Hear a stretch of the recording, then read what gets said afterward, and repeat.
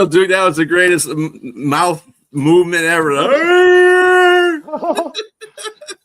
Welcome back to another fun episode, ladies and gentlemen, of BW Flix, the average movie critics. I am your host, James J. Train Martin. This is my co-host, Brian Arndt, and we are glad to be back celebrating the month of May. We are celebrating our fallen veterans for Memorial Day, which is coming up on the 25th, this coming Monday.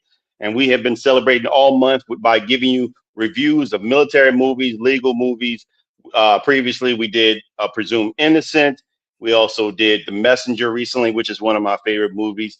And today, we're going to keep it military, but we're not going to go any law movie. We're going to, well, sort of. We did go law, but combination law, military. We are going to be reviewing both the Rules of Engagement and The Predator, both year 2000 and 1987, respectively. These are two of my favorite movies. I can watch them over and over again. And if you have not seen them, too bad for you, because I'm going to give you, as we always do, we give spoilers. So if you don't want to watch the episode with spoilers, please don't watch this show. But we always give spoilers, and we love engaging and talking with the crowd about the movies, and we love talking about the movies, even if they're bad as all get out. But it's just our fun thing to do. Both Brian and I have loved talking about movies. So without further ado, let's get started. We're going to start with Rules of Engagement. B, why don't you give us some superlatives on that movie, and we'll get started. Okay, Rules of Engagement came out in 2000. It was directed by William Friedkin.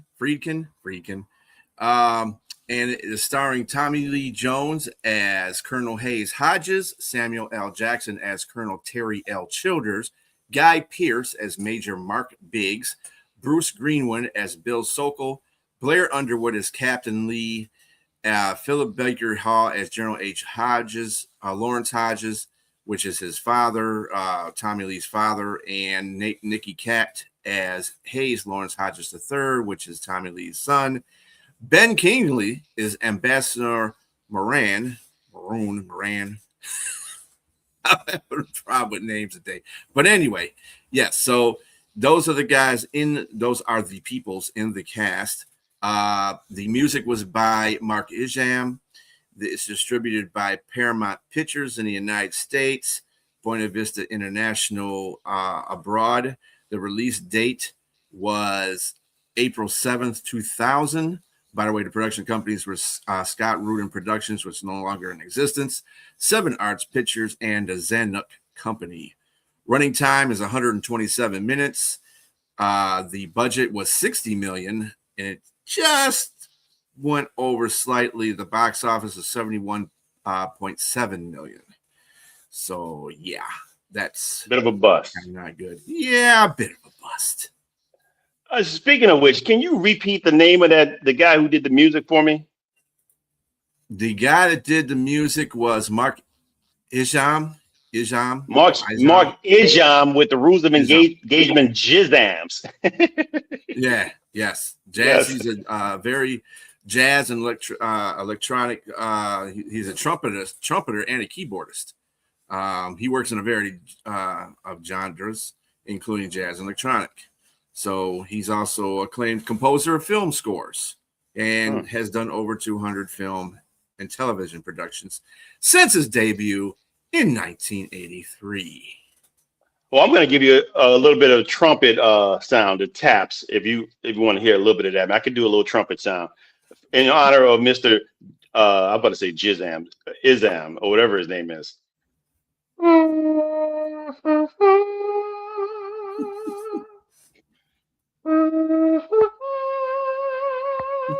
That's enough. So do we want to give out the synopsis first, or do you want to go ahead and start a video? I think our premise is to do a video first, right? Yeah, we can do the video first. We can do the video. Yeah, let's go ahead and give them a video. Tell them exactly what it is, and we'll go ahead and check it out. All right, so this whole premise of this movie is about Samuel L. Jackson as Colonel Terry L. Childers. Colonel Terry L. Childers. He goes to what is it? Where is it at? In Middle East. Middle He's in the East somewhere. Yeah, in the Middle East somewhere.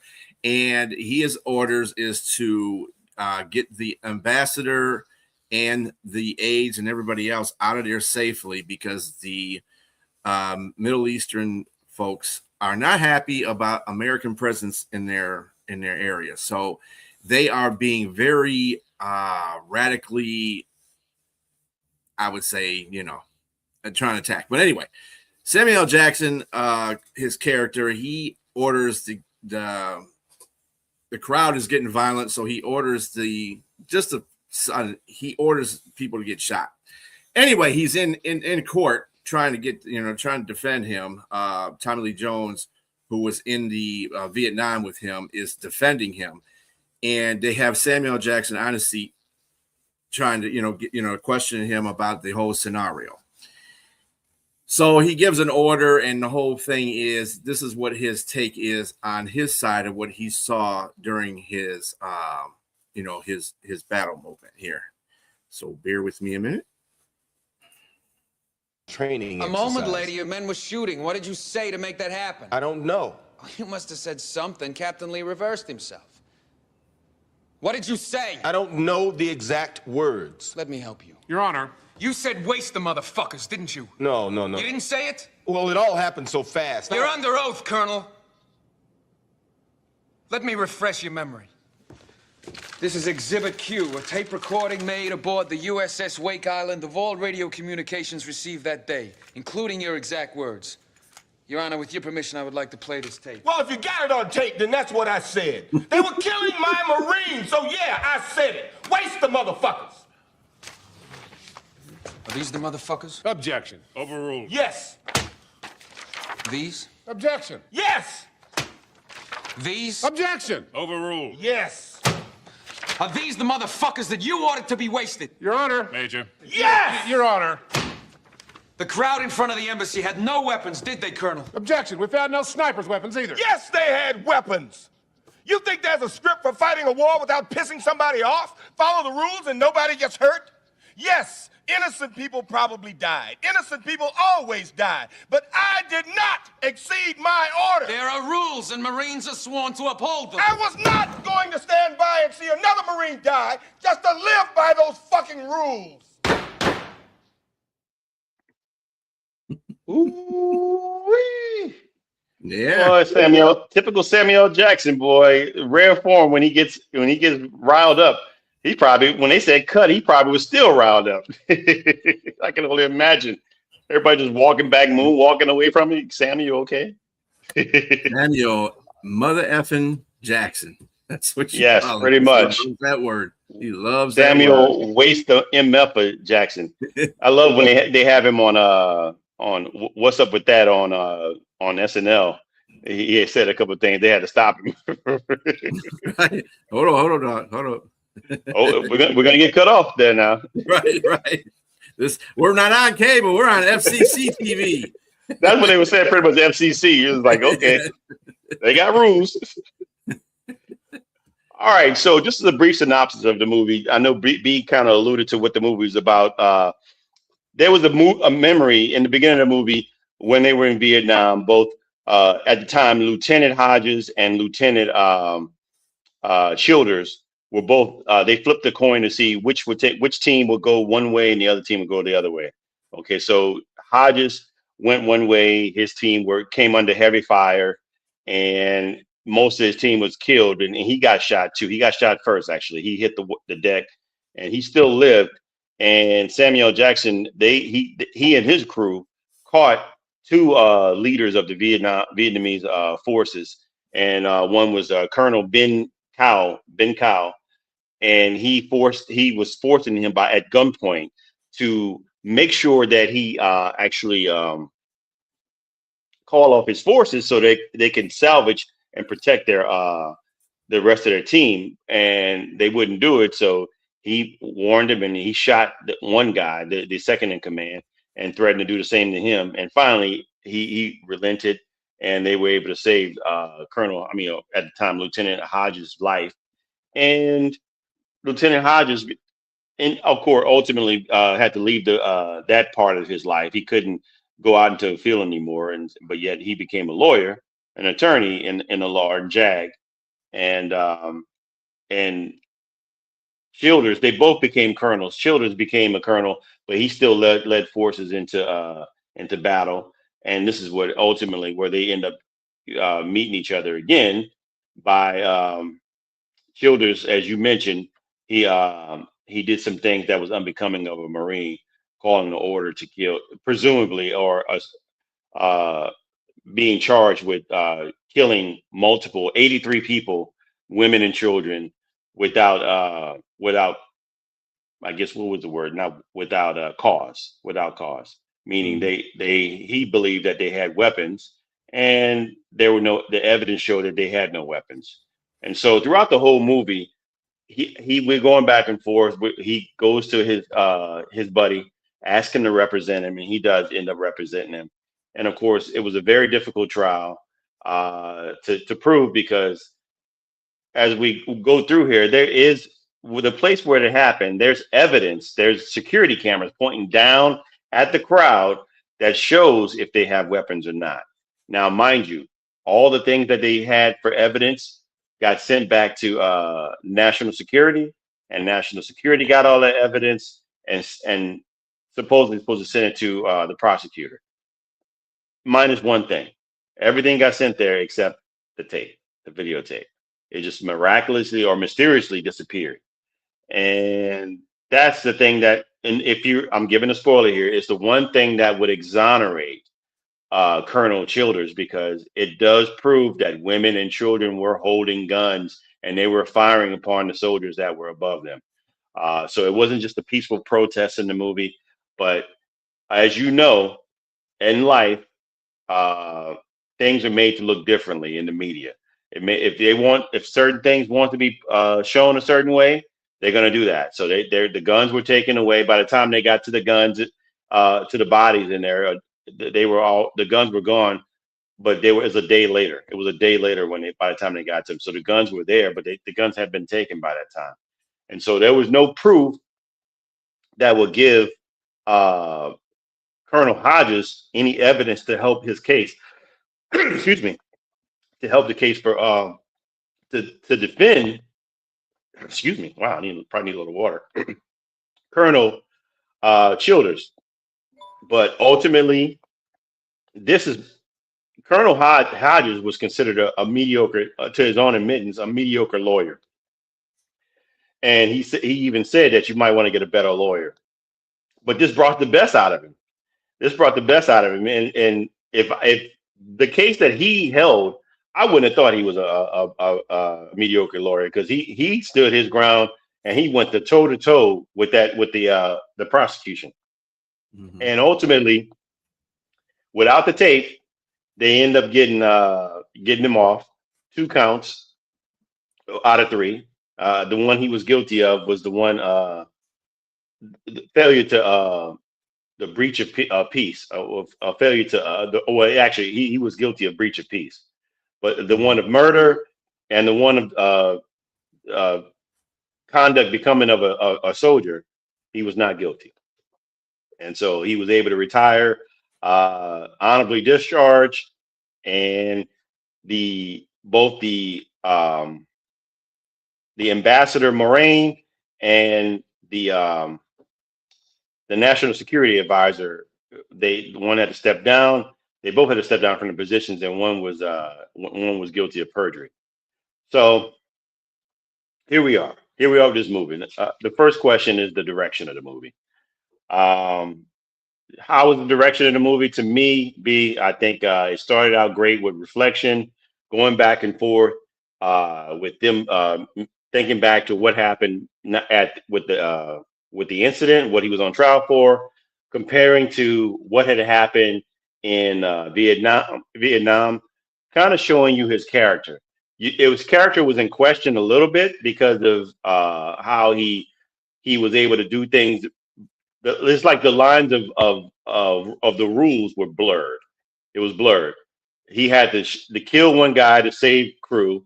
He had to kill, and later on, 30 years later or 20 years later, he had to kill a multitude of women and children to save his crew, but they all had weapons, and so.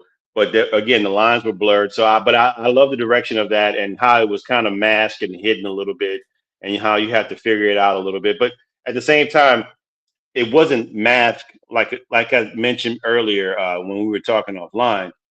The uh, the truth came out in the middle of the movie when the videotape was actually watched by the national security advisor, but he burned the tape because he didn't want the truth to come out. He didn't want the United States to face flack for anything.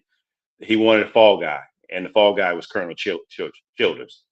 So to ruin a man's life because you wanted a fall guy, you didn't want the truth to come out.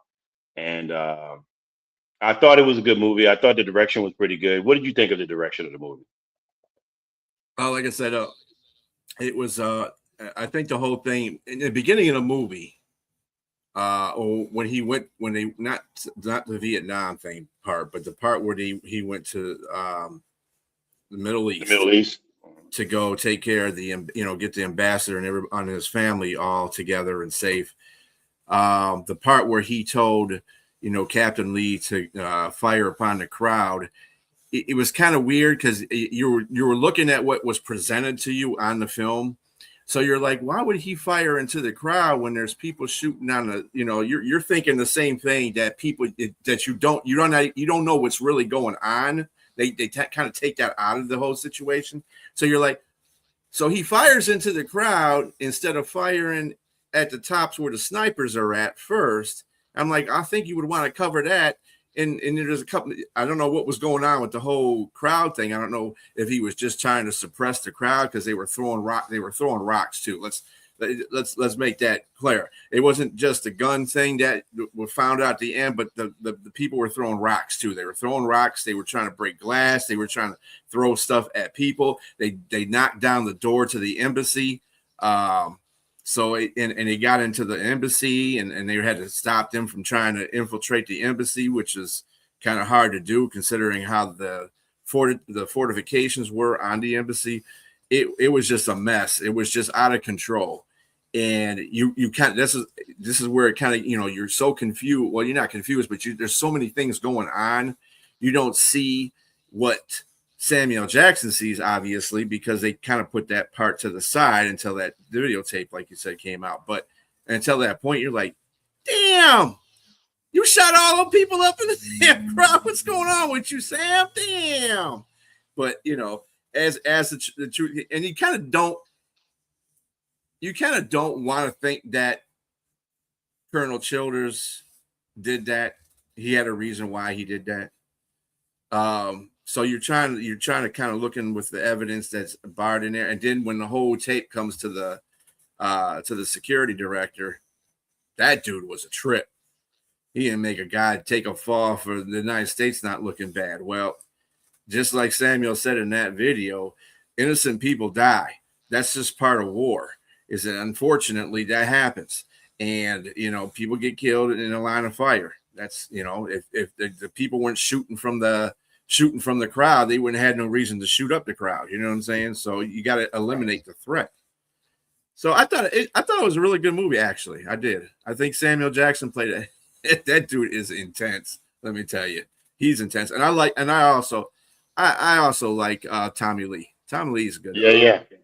He's a good actor. Speaking of which, you bring us. We're going into the next segment of this. The question is, how's the chemistry amongst the cast? Is there good character development? I thought the chemistry between Samuel Jackson and Tommy Lee Jones was actually pretty good.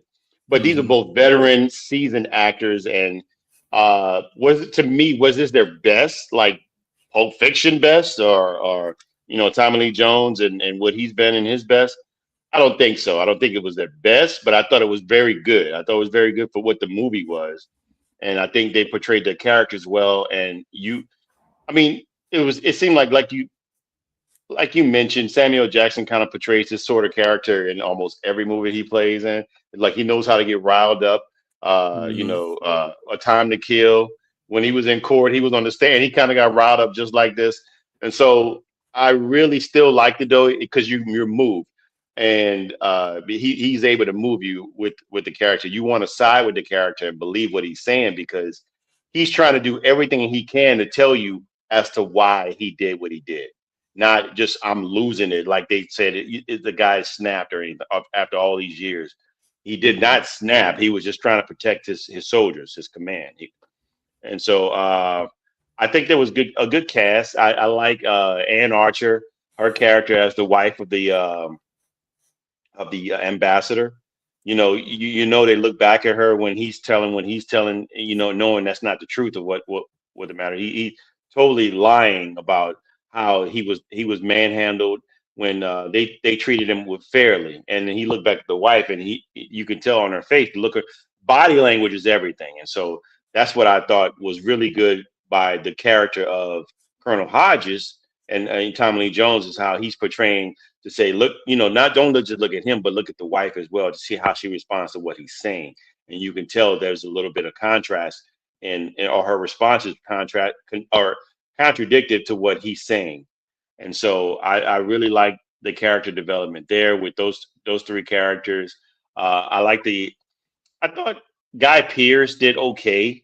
To me, this movie reminds me of it. If I had to make a baby with two movies, I would say two directors or two movie styles. It would be Rob Ryan with A Few Good Men, and also not the director, but the movies themselves, Tom Clancy's movies. It kind of seemed like it's just a mixture of things that from different movies they kind of pulled and put it into one movie here. But like you said, it was a good movie. I liked it. I think like I said, some characters were developed were for the most part most characters were developed. I think they could have brought a little bit more with the national security advisor, considering he was an antagonist. They could have did a little bit more because I think and what probably would happen besides words on the screen, what would happen to them? Him and the ambassador. But what do you think about the chemistry and the character development? I think the chemistry was great between there's a lot of scenes in this movie too that we haven't really talked about, like the time when Tommy Lee he went to the Middle East to do the investigation himself, and he met the doctor there that was taking care of the patients that were caught up in the whole situation, and it made him believe things. And he got drunk on the plane ride back, and as soon as he got landed, he went to Colonel Childers' house and banged down the door. And they had a little a scuffle, him and they were fighting in there because he thought that he was lying to him. He said, "What you got me into?" and all that stuff. And they started fighting each other. Now, remember, Colonel Hodges was drunk. So that's a little bit part of it as well. But it's things like that. What's going on, Rob? It's things like that made that movie and you could tell. I really think they really did have a very good chemistry in that movie. They really did. I mean, they acted like they were war buddies. Really, I mean, it convinced you that they were war buddies from way past the whole thing where he was given the sword because he was retiring, Colonel Hodges, at the party and stuff like that. All that stuff, and then it was like he showed up. Childers showed up and was like, "Hey, that's my guy. Yeah, what's going on?" No, we're not on Predator yet. We're just about done here, but we're getting to the Predator in just a minute. Yeah, so I think the movie was really good. I'm with you. It kind of gave me A Few Good Men moments, especially the Homer, like the fact when Jack Nicklaus he says, you can't handle the truth. It's kind of like the same thing that Samuel Jackson got up and said. You know what I'm saying? It's like Right. There's no such thing as rules of engagement. When you're out there doing the field work, fuck the rules of engagement. That's basically what he said. So, Right. Exactly. Well, I mean, I agree with you there. I like the part of Tommy Lee Jones because you can see there's insecurity there. How he even mentioned when he's at his retirement party, somebody who can win a few more cases. I mean, or not lose any more cases or something like that. And it kind of alludes to him not being a really good lawyer. He's probably kind of mediocre, and also he goes and he wants to defend his buddy. He goes and looks at the monument, the Vietnam monument, where he sees all the guys that died. So all that's revving him up, and he's getting like amped up to to defend his buddy. And you can see steadily as he's working hard, he's working diligently. Like you say, he goes back to the Middle East, gets evidence, and he endures. I mean, like you say, he does. He gets those tapes. He knows those tapes what they are. A lot of things kind of make sense. And like you say, he got drunk and he saw the bodies of the children. That's the emotional aspect of it. But at the same time, the evidence is what kind of leaning more towards coming back to reality and saying, okay, this is it's likely some things happen. And of course, there's that missing tape. Why would the tape be missing? Everything should have got going to its proper channels and got to where they are. Everything except the tape. Everything except the tape. That doesn't make any sense. That's not logical. And so, yes, I enjoy the characters. I thought he was brilliant when he defended and made the case towards him being not guilty. And of course, it worked because they didn't have a tape, and it still worked. This movie. My question to you. Let's see here. Where is that? I do have a question about that. Where is it? Oh yeah. Was the movie believable and moving? For me, to some degree, it was very difficult to believe without the video evidence. I loved. I mean, I did. I mean, I know I'm contradicting myself. I say I liked it. The fact that he was able to do that, but in reality, would you be able to get somebody off like that without having concrete evidence, considering how damning, how serious the nature of the charges were? And that's why I was like, okay, is this movie believable in that regard? He did some other things he got those tapes, those audio tapes, but it's kind of circumstantial evidence. He could have found those tapes. It doesn't mean he was actually believing in that, what was on it, the Shihad stuff. And also, how did they figure out the National Security Advisor hid the evidence? And so, because they said at the end he had to step down because of that. And of course, the ambassador perjured. But how was it found out to be true that he perjured? Did the wife finally come out and say something about it? I don't know. I mean, it's just those are the question marks that we had. It seemed like they didn't have enough time to finish these things off, and they put it up in the words of the movie. It feels good like that, but at the same time, the logical part of me was like, did they really figure that out? How did they figure it out? And now it's left for interpretation. And so that's the kind of part I didn't think was believable enough, but I thought the whole movie itself was believable enough to like it and to watch it again. It's just I think that small part for me at the end was kind of like, okay, it's kind of tough to believe that. It's kind of like the fairy tale ending. Yes, exactly. It was more of a fairy tale ending. And so for me, with this said, I'll let you make your point in. I gave this 3 buckets of popcorn. Okay. 3 buckets of popcorn. It is dancing popcorn. Samuel Jackson should be dancing right with him because he got off. I'm also going to give it 3 buckets of popcorn because you're right at the end. Everything, I guess to not further out the movie because it's really irrelevant.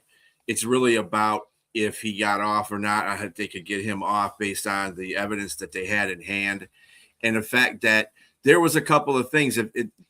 Tommy Lee Jones, Colonel Hodges did a very good job in a couple of areas. If you watch the movie closely, there's one incident with the tape, for instance. He basically caught a lot of people lying because they said that was part of the inventory that came into the United States into the security thing was a tape. It says a tape on the inventory.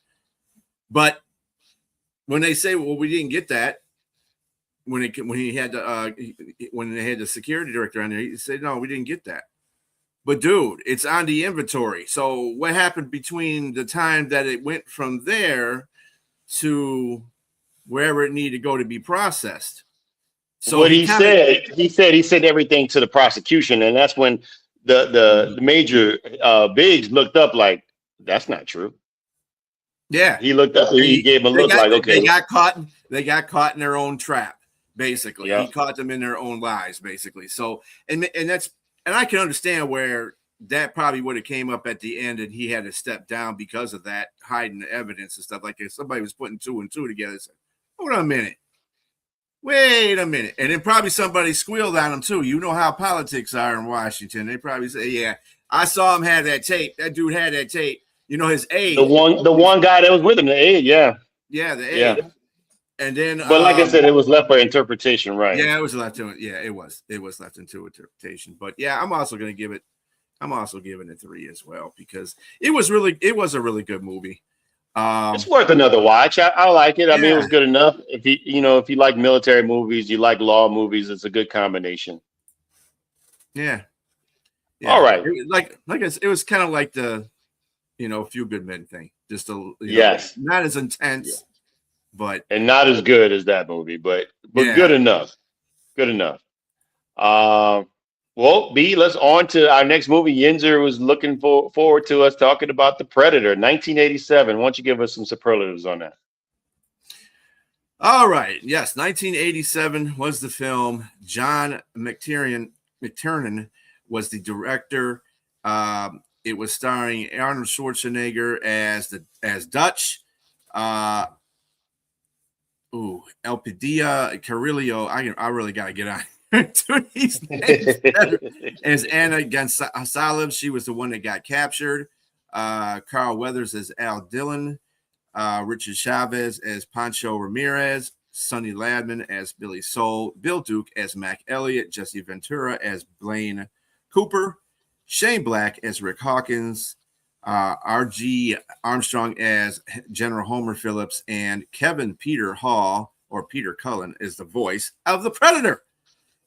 And just a superlative on that, he was picked because this dude was 7'2". And the original person they were picking for it, like we discussed a while back, was Jean-Claude Van Damme, but he was only 5'9". And considering the rest of the cast was over 6 feet tall, it was kind of hard to be, on that same level with the big guys. Let's just say it worked out. It worked out well for everybody. It worked out well for it. And let me tell you something, Kevin Peter Hall, this is not his first rodeo. He also did the Sasquatch in Harry and the Hendersons. That's right. And the first time I saw, if for anybody who doesn't know 80s trivia, there was a show called Misfits of Science. It was short-lived. It was a 1-season, one-off, and everybody, it was different characters. He played the character he was a scientist, and he can shrink to the size of a small person. But he was 7'2". Oh, so yeah. I love that show, Misfits of Science, as a kid. But yeah, I'll have to go see if I can find that. But yeah. Cool, man. And then, what did this movie do at the box office? Well, the music was by our good pal Alan Silvestri. He's done a lot of movie soundtracks as well. Production companies were 20th Century Fox, Davis Entertainment. It was distributed by 20th Century Fox. Release date was June 12, 1987. Running time was 107 minutes. Budget $15 to $18 million. Box office smashed $98.3 million. I'm sure it's still making money because you've seen it so many times on streaming. Wow. And it's got subsequent sequels too, as well. Yep, exactly. Scared the actor who played Billy. Oh, that's Sonny Landham. Yeah, everybody. It wasn't just the director. Yinzer, everybody was scared of him.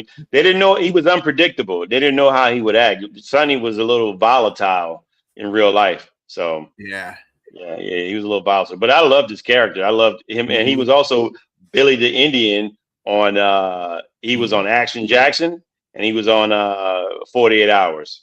He played Billy the Indian on 48 Hours. So yeah. But he played that character well, man. Maybe that's who he was in real life. Who knows? Mm-hmm. But a lot of people, you're right. The director and other people were like, even Arnold, they had to watch him because he was a little volatile. But that being said, let's before we get a synopsis, let's go ahead and show our video, man. Well, let's do this. Let's do. Oh, you want me to give the synopsis? Yeah, because you know what, it kind of didn't work the first time because I kind of had to tell the thing before you did your synopsis. I think it'd be better because the film will go after your synopsis. Yeah. Absolutely. Let's give a synopsis first, ladies and gentlemen. Well, it's a band of mercenaries led by Dutch, the major, and they're recruited to go on a rescue mission to rescue a cabinet minister in Central America. Um, After a helicopter it was shot down, Dutch, under his leadership, he takes the mercenaries plus a CIA operative by the name of Al Dillon to go in and rescue those guys. They end up fighting a bunch of gorillas, not the ones in the mist. We're actually talking about gorillas in in Central America. Guerrillas. Although the hostages were killed, the truth ends up coming out that they weren't cabinet ministers; they were CIA operatives. So they found out Al had some other stuff going on, and they had some other stuff planned. They were trying to get in there and find out about a mission between the Russians and the guerrillas. And they found out that guys was supposed to come in. Green Berets was supposed to come in and rescue these guys, but they got skinned alive, and which was Jim Hopper and his crew. And afterwards, going forward, one by one, these guys are not getting picked off by gorillas, but they're getting picked off by this strange mystery villain or foe. And they find out it's something different. They try to trap him, and they do. And the rest of the crew gets killed, minus Dutch and Anna, the one name you couldn't pronounce there. And eventually, Dutch is on his way. He's going through a maze and all kind of stuff, like a roller coaster ride, falling in the water, landing in mud, being stealth in the mud. He presents himself in the battle. He goes head to head in a formidable battle against the alien, but eventually the mud comes off. The alien looks at him and say, "Hey, you're formidable. I want to beat you up." He does, and ultimately he crawls into a trap and kills the alien, fatally wounding him with a trap that he had set up over his head with a big log that hits him on the head, mortally wounding him. The alien realizes he's going to die, so he self-destructs a bomb that he has on his arm. Dutch survives. The helicopter comes and picks him up, and the movie ends. Mm-hmm. Yes, sir. And this is part of the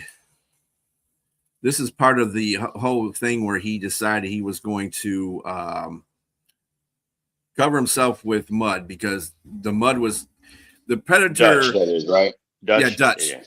Dutch covers himself with mud because he understands that the predator is trying to find him his thermals, and he kind of he falls into the water and he gets muddied up, and then the predator just walks by and doesn't even notice him. He's like, "Wait a minute, how you didn't see me?"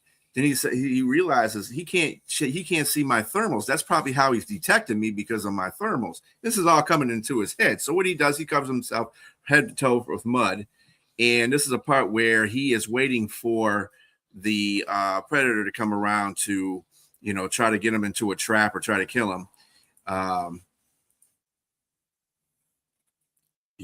Time. Look at you, Rob. Look at you. Yes, sir. On it. Thank you, sir. That's why that's your favorite movie. I can see. But anyway, here's the part that he's covered with mud.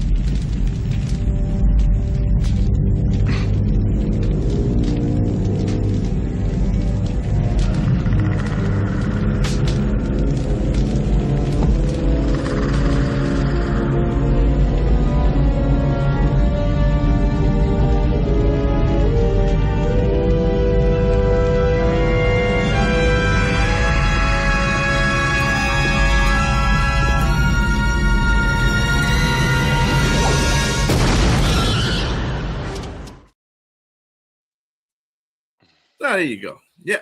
Yeah. That's I yeah. almost forgot we were doing a show. I was enjoying the movie. Yeah, it probably is Yes. one of those movies that you could just watch like time and time again, and it doesn't really get old. You know what I'm saying? It's one of those Like science fiction movies that are just awesome. that's okay, man. We're all nerds Yeah. here. So Yeah. I did not read the comics, Yinzer, but I definitely have watched most of the movies. I have not seen Badlands yet, but I want to see it. It looks like it's pretty good, but you can tell me yay or nay if you like it or not. But this movie is my all-time favorite. I was 13, well, I was 12 years old when it came out, and I saw it at the Dollar Movie. I remember going to a Dollar Movie to see this. My uncle took me to go see this movie, and I was totally and utterly amazed. I just couldn't believe that something like this even existed. And speaking of which, I mean, this movie, man, it moved me then. I can watch it now. I bought it on DVD. I'll watch it every now and then, and it still moves me. It holds up. The movie holds up. The direction of the movie was good. It wasn't slow. It was quick. Everything went like fast. You know the aliens coming. Oh wow. Meaning not good. That must be bad. Yeah, yeah. But you see the aliens coming already. We know what the movie is, the premise of it, but he comes into the Earth's atmosphere, dropping them off. And I just love the fact that he's the predator. If you had to look from the side of the predator, obviously you like the movie from that regard. You don't want to see him live, but you also want to see like the tenacity of the alien. Or you want to, oh, good, cool, cool, cool. You also want to see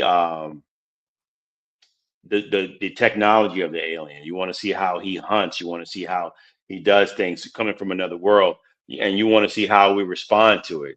Because I mean, clearly he was dominant, but it wasn't fair either. It wasn't fair because he was able to cloak himself to Mm-hmm. match the camouflage himself. But I mean, that's what we do too, right? It was kind of like the predators themselves. They were predators by presenting themselves to kill the gorillas, but they became the prey. They became the prey in the movie. One by one, he was taking them out. They are just more violent. Oh, you mean brutal in that regard? Wow. Yeah, I can imagine the comics are just like that, Yinzer. But the movie to me was great. I thought the character development was good. All the personalities in the movie are totally different. All the characters of the mercenaries, they're all different. One's a jokester, one's a silent type in Mac, one's Mm-hmm. a kind of like a not a savant, but a so who has a sixth sense, the tracker, Billy. One's obviously the leader. He always has the knowledge to know what's going on in Dutch. Like, why did she run away? Why did this happen? Why did that happen? Throughout the movie, you say, okay, you can see why he's the leader, the unquestioned leader. Pancho, and then Dylan, the CIA. He's a sneaky one. He's a CIA agent for real. He's hiding things and stuff like that. But then you realize he's his friend as well because he comes back and help. He wants to get even, that kind of thing. He goes after Mac. All in all, man, to me, this is one of the best movies ever to come out. It has a high IMDb rating. I think you didn't mention it, but it was like was it 7.8 or something like that? 7.8. It has 7.8 rating, which is high for a movie. Um, Mm-hmm. but yeah, what do you think about the direction of the movie? Oh, this is probably one of the most epic movies of all time. It's one of those ones, like I said, you can sit there and watch it time and time again. It doesn't get old. I think the direction of the movie is so good that if you watch this probably in another 20 years, you would still be excited to see, you still be enticed to see it. I think where it took off from this point too, I like the point that it melded with the Alien series. I like a lot of the Alien versus Predator movies. Well, not a lot of them, but a couple of them that I liked.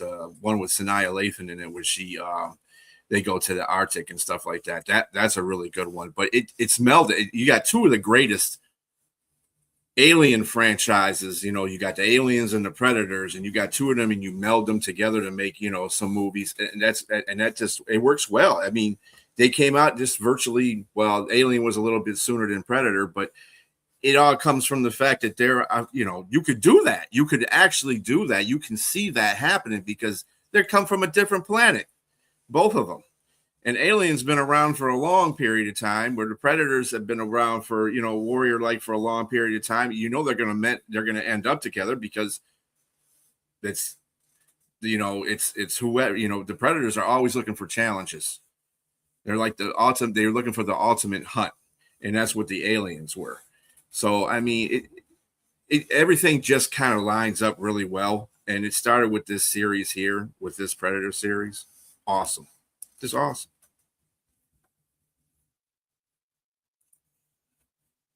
You're on mute. Yeah, sorry. It's very awesome. My next question would be, because I know we're short on time here, but because we got to do a bio as well. But my next question is, does this movie hold up? And my answer would be absolutely yes, it holds up, because it spawned, like you mentioned, all those sequels. It spawned comic books. It spawned everything. And look at the special effects in the movie. Clearly, I mean, they had CGI, but it wasn't used like, yes, every character was like, well, I agree. And the music was great as well. The CGI was good. Mm-hmm. It was very good for the time it was. You look at it now, obviously it's not the same thing, but they had to use the mandibles. They made those like animatronic, on the character. And the guy wearing a costume, from what I understand, the heat was blistering in that costume. It was unreal. But all the work they did when Blaine was shot through the back and his chest was all cauterized and fused, it was just impressive work. They did a lot of great work. They were, for special effects, they were nominated for an Oscar as well. So it just holds up, like I said, in that regard. It was entertaining. The movie was entertaining, mysterious, scary. Because, I mean, that one scene with Dylan, when he saw him and he started shooting and Alien shot his arm off and the arm was still shooting the gun. And then he turns around and you see the arms like cut off, but it's cauterized because it's not bleeding. And it just, it was creepy. And you see him just running around in that cloak, and he pulls out that blade, a double blade, and picks him up with the blade. Oh, and you hear that screech. It still guts me to this day listening to that scream when he's screaming. His grown man getting gutted, man. And then, of course, Billy throws his gun down and everything else, pulls out the knife. And that part, to me, that's the one part I believe, honestly, I thought was goofy. And I don't like to use the word goofy for everything, but I'm like, but you know me with goofy. But he draws the gun down. He takes a knife out and slices a slice across his chest. And next thing you know, we hear, ah! Like, okay, he dies. Like, you don't even get to see a fight at all. He just gets taken out, just like Dylan. But other than that, to me, the movie is great. It's a 4-star. I'm not going to give it a 5 because there's a couple of things I could take away from it. Small, very minor things like that one thing I just mentioned. But I'm going to give it 4 buckets of popcorn. I was going to. Whoops. What happened? I'm going to remove somebody. Somebody left. I was going to give it to. Where did he go? Uh-oh. There he goes. There he goes. Sorry about that. Whoops. I don't know what happened. So I 4 popcorns. That was good. I was going to give it. I was going to give it 5, to tell you the truth. Well, it's on you. Hey, man, it's your world. I was going to give it to 5, but you know what? I kind of 5 is, you really got to impress me with 5. And as much as this movie can carry on over the time, I still think that you're right. I'm giving it a 4. I'll probably give it 4 with some butter. That's what I do. I'll give it 4 with some butter. 4 butter, yeah. You know what? And I'll give it butter. I'll give it the extra butter too, because it's good. But I see some things, that were small little things here and there, and it's more of a movie for. It's like one of those TBS movies for guys who like movies. When they first meet, because somebody to accuse you of being the best. That part. Dylan, you son of a. What's the matter, Dylan? CIA got you pushing too many pencils. I mean, Hey, give him 10 buckets. It's a great movie, Enzo. I'm not mad at you with your 10 buckets. Mm-mm. All right. That being said, it's a great movie, and it's going to kind of parlay into our next segment here is our weekly bio.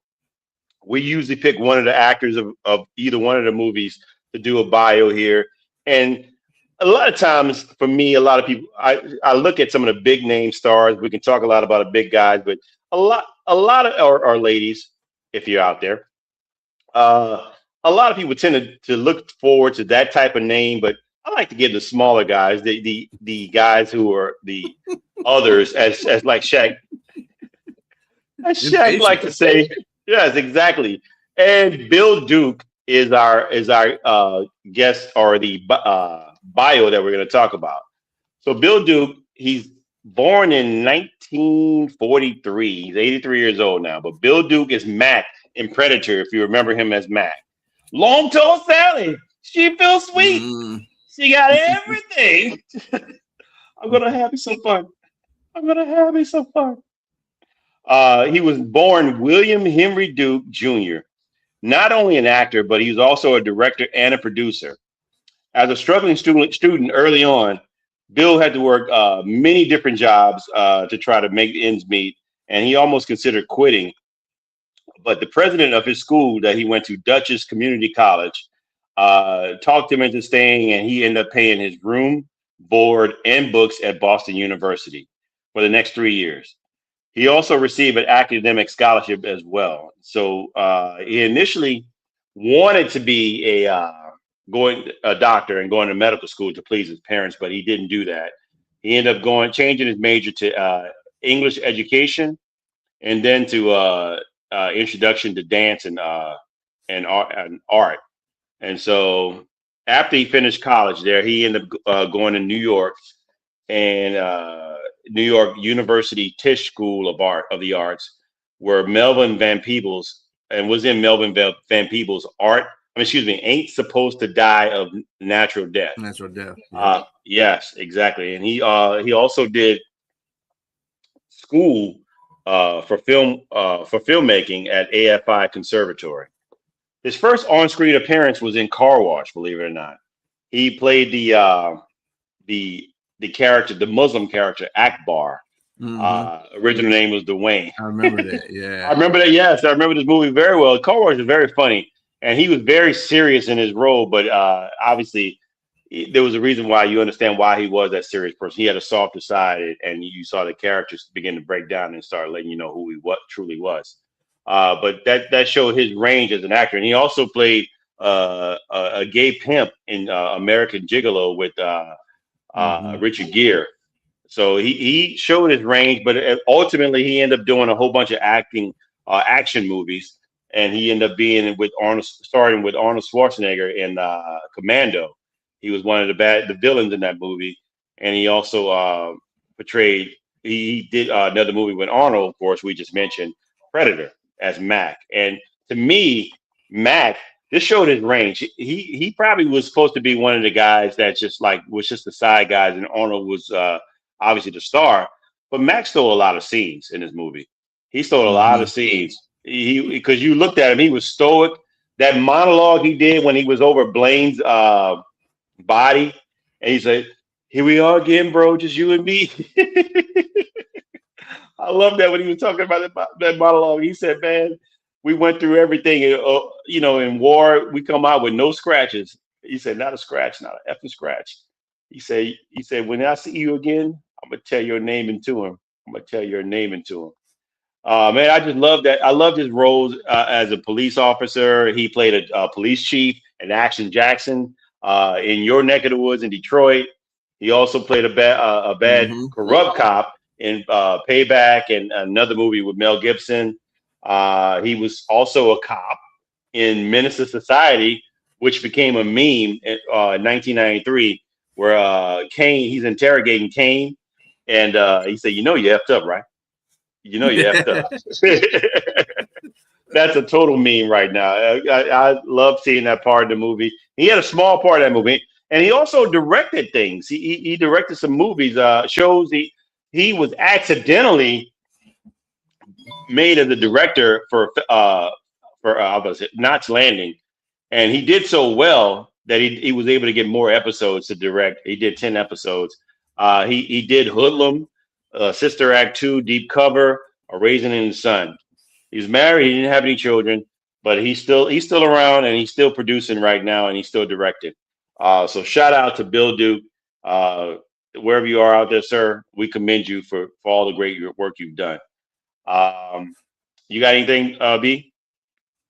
No, I think Bill Duke really he showed. I think this is where he showed this particular movie. He showed, not even in Car Wash, and people don't really realize him in Car Wash. I mean, me and you do, but to a layman watching a movie, they wouldn't really know him in Car Wash. But in these movies, Commando was one, but this movie particularly right here, there's this whole thing where he's shaving his head. He was a total character in this one, and remember when we showed the intro where Billy was the one that got killed. Yeah, Billy got killed, wasn't it? Yeah, or Jesse? No, Jesse Ventura. He got killed, and he was like, he took the guy. It's like, dude. And he was the only one that was actually able to shoot him. He was the only one actually able to shoot the alien. Yeah, but that underneath. Yeah. Yes, exactly. With that being said, we're going to mention the two movies that we're going to watch next week, next Tuesday, and it's going to be Private Benjamin and Fury, and that will be the cap of our Memorial Day month. And we thank you all for watching the show with us, and we hope that you would join us again next week, next Tuesday at 8 p.m. And if you like the show, please watch us on YouTube, like, subscribe, and share with your friends. But thank you for coming out tonight, and we'll see you next week. Peace.